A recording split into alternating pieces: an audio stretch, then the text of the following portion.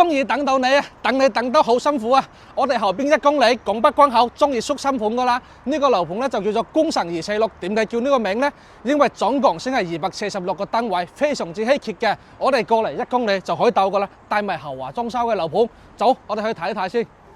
嗱，有冇料到？睇咗就知道啦。65個方做2房嘅，係非常之啱啲單身貴族嚇，戶戶向南嘅。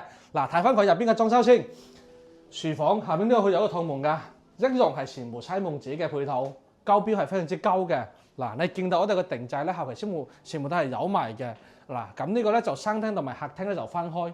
嗱，空間咧係做得非常之好，雖然空間唔係好大60幾個方，但係咧佢每一個位置咧就做得非常之理想嘅。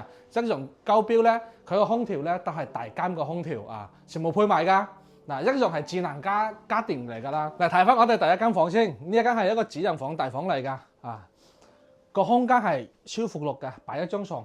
呢度咧全部係有嘅，幫你定製好嘅，後期你唔需要收拾呢個嘢嚟㗎啦。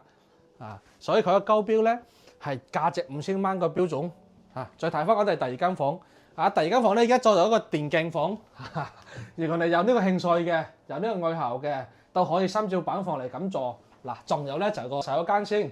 嗱，洗手間都係一樣做咗一個公室分離嘅洗手間嚟嘅，啲定製啲嘢全部有埋。不過馬桶咧都係智能嘅，對於你嚟講好方便嘅後生仔，係咪啊？呢個單位嚟講咧係65個方2房。